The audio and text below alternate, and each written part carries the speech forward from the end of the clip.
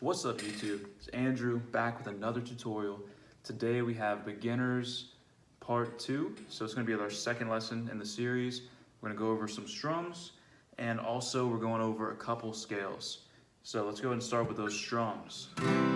So the chords we practiced last video, we're going to be C, G, and D. So when you're first starting off, it's very important, to practice strumming as well. So I'd recommend to start with something that feels natural. Most of the time, it'll be something like this.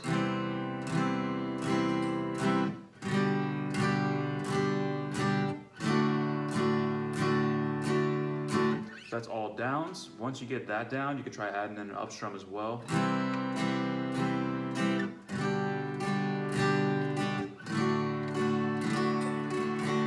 And then of course, lastly, once you're feeling better and you've learned a couple songs, try to mimic their strums. You could even try to, add a little bit of extra in there.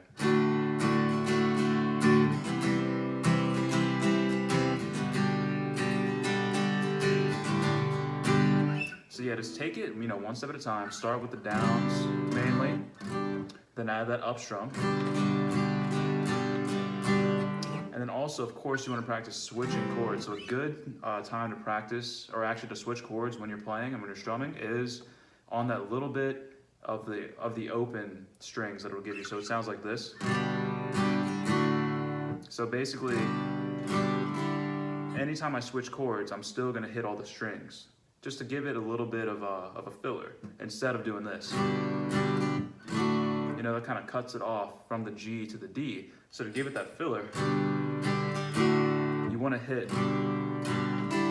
See, right now, I left one finger on to switch the D. That was the ring finger on the 3rd fret of the B string, just like that. And you always want to add in that little bit of the filler in there. Now the G I was using for that switch was this G here, to where you actually have the ring finger and pinky finger both on the 3rd fret of the B and high E. So that chord's definitely easier to switch from to D. So yeah, so that's strumming basically in a nutshell. The first, or at least the basics. For the next portion, I want to show you guys a quick scale as well. It's called the E major scale. So we have our E major chord right here. And from here, we're just going to play 2 notes on every single string. So it's going to be open 3 on the E, open 2 on the A, open 2 on the D, open 2 on the G. Now we're going to open 3 on the B, open 3 on the E. And then I want you to do the same thing backwards.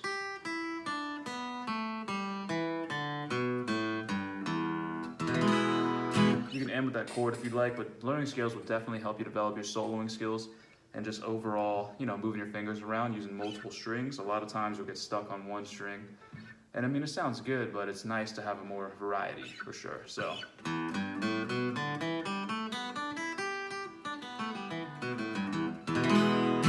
And doing that, or practicing the scale will just kind of help you, like I was saying with the solos, so.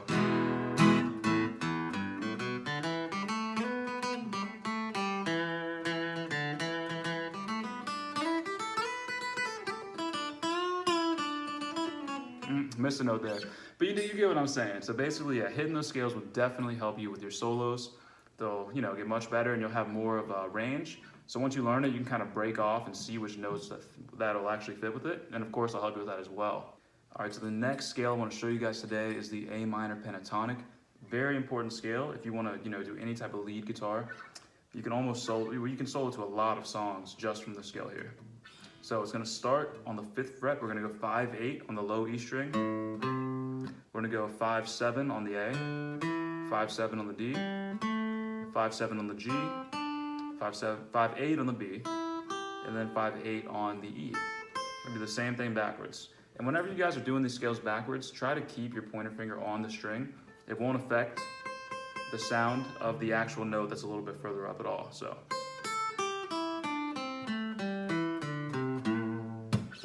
that's that one. So that one, so easy to solo with once you kind of get that part down. So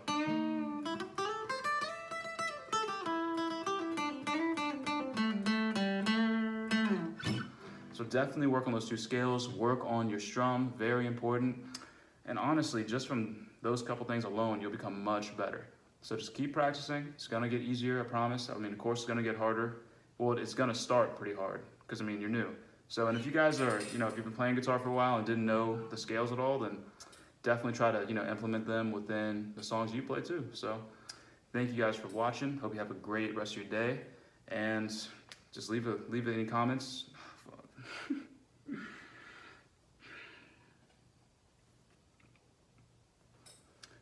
Thank you guys for watching. Leave any comments below, like what you liked about the video, what you didn't like, any suggestions at all, and we'll get them covered, all right? So have a great rest of your day.